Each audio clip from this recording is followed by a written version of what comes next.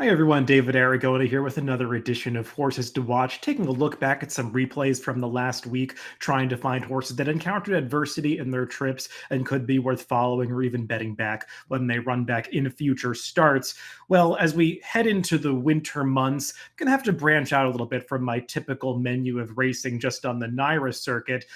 This time of year in New York, a lot of small fields, mostly dirt racing, really all dirt racing. As you know, on this show, I like to focus on larger fields where we typically see a little more chaos. We typically get that mostly in turf races. So I'm going to branch out a little bit towards the second half of this episode of Horses to Watch to talk about some races from Gulfstream Park in Florida, particularly two maiden races on the grass. But let's begin with two races from Aqueduct, actually their premier racing day in December. That was last weekend, Cigar Mile Day. I'll talk about that featured event in just a little bit, but one of the undercard races was the 8th race on December 7th at the Grade 2 Demoiselle, going the 9 furlong distance for 2-year-old fillies. Let's break these runners from the gate. I want to focus on the number 8 Beauty Reigns, who is the gray horse with that lime green cap, breaking 3 stalls from the outside. This is a race that featured a 10-horse field going right into that clubhouse turn. I think a lot of jockeys were concerned about their mounts getting this distance,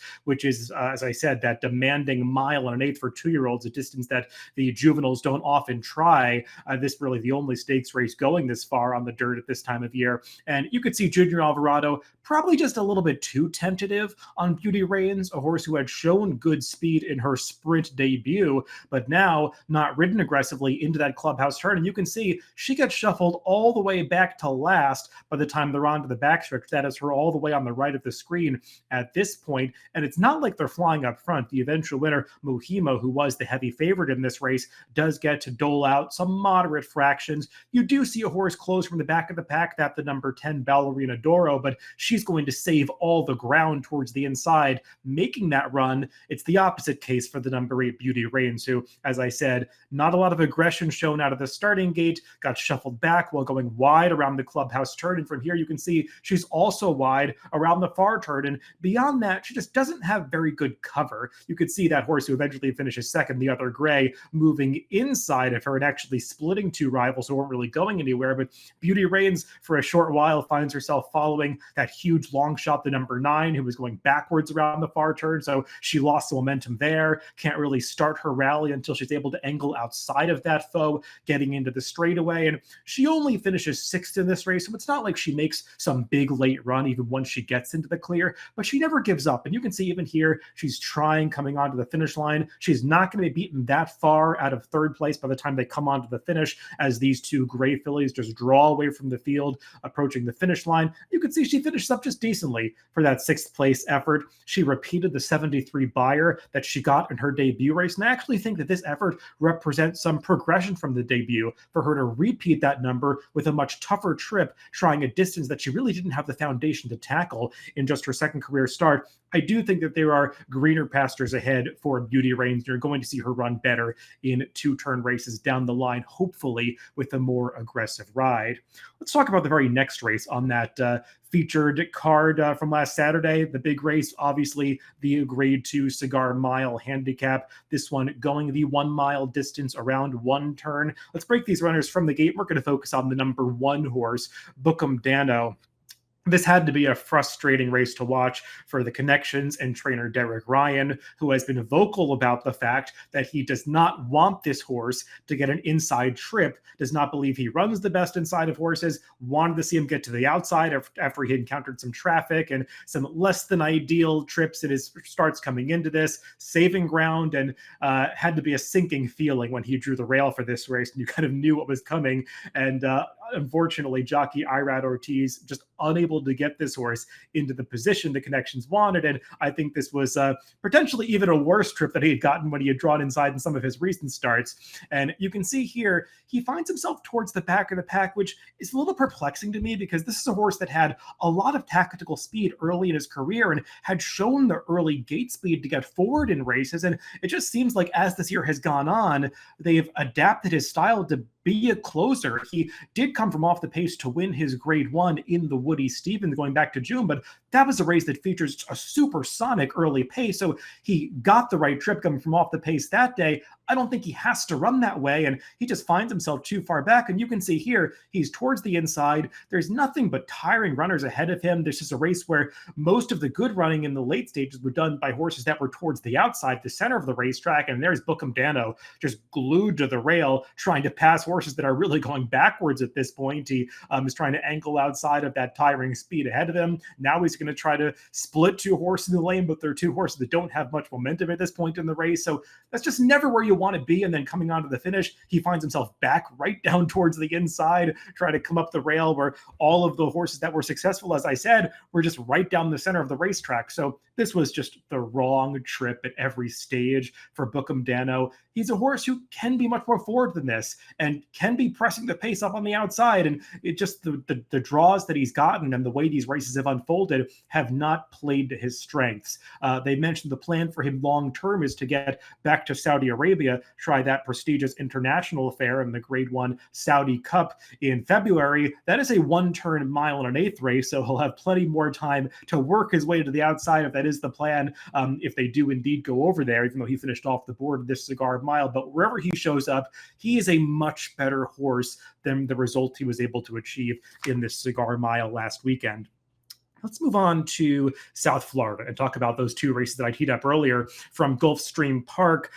Both turf races, both maiden special weight affairs going 1 mile on the grass. The first one we're going to talk about is from last Sunday, December 8th, the first race of the day. This is the one for the males. The other one we'll talk about is for the 2-year-old fillies. But let's break these horses from the gate and focus on the number 8 post position. That is Gallant Lad. And you're going to see right here, he gets just completely bumped from both sides at the start, just sawed off by those two horses that came together. I'm not going to show the head on replay, but it's as bad as it looked on the pan. Just two horses completely sandwich him coming out of the starting gate. And that's not a great experience for any horse, but especially a first-time starter when that was his first time leaving the starting gate in the afternoon.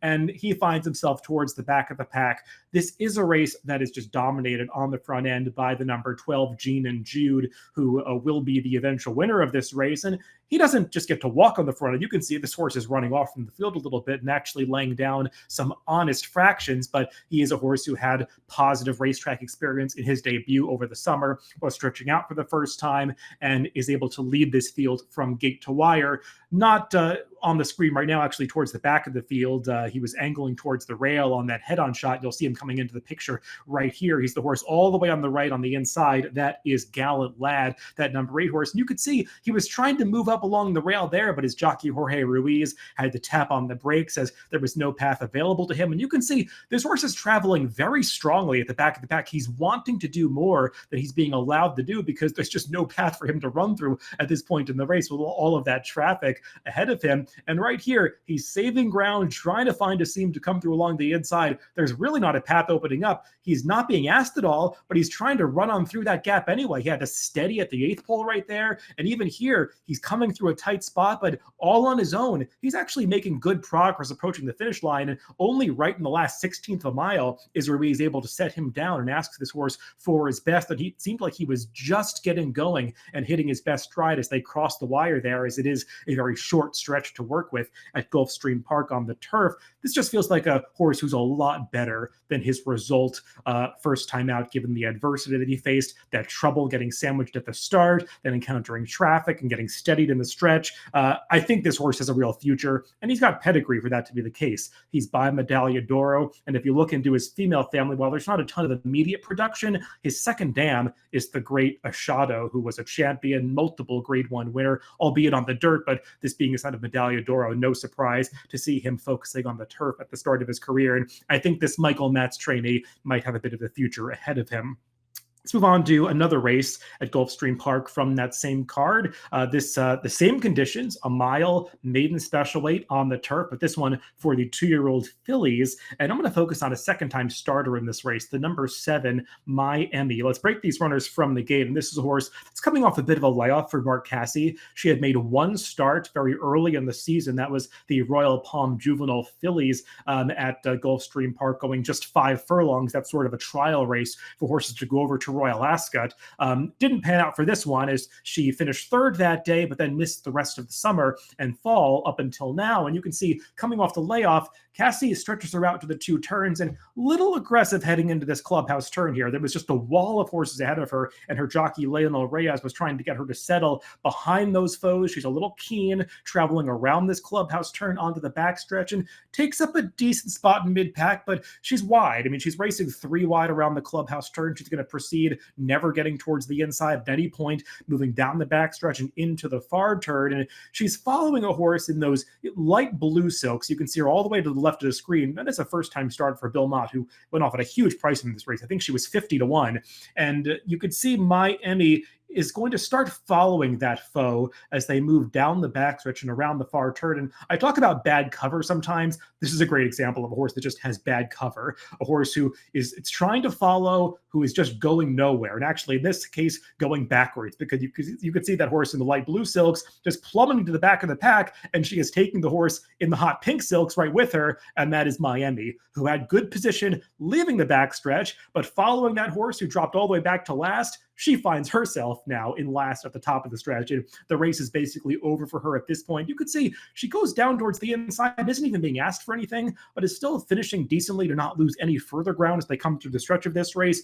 When you look up the chart of this race in Equibase and the short comment, the chart callers don't make any mention of this filly having trouble. But you could see, watching the replay, she got completely shuffled out of this race around the far turn and is probably a lot better than the result that she was able to achieve on this day. I think we saw that talent on debut when she was third against Stakes Company in her first career start. And while she didn't run as well or have the chance to do as well in this race, I think she's a horse that did at least get a race under her belt, even though it wasn't the result the Connections wanted, and is probably going to do a lot better when she faces similar conditions in her second start off the layoff, probably next month at the Gulfstream Park meet. So everybody, those are all the horses to watch for this week. If you want to follow these runners moving forward, you can add them to your horse watch on DRF.com, and you'll get email notifications when these horses are entered back in the future. You can also go into your DRF formulator or Timeform US subscription, open up that notes field, and you can put in your own written notes for these horses' trips. And those notes that you make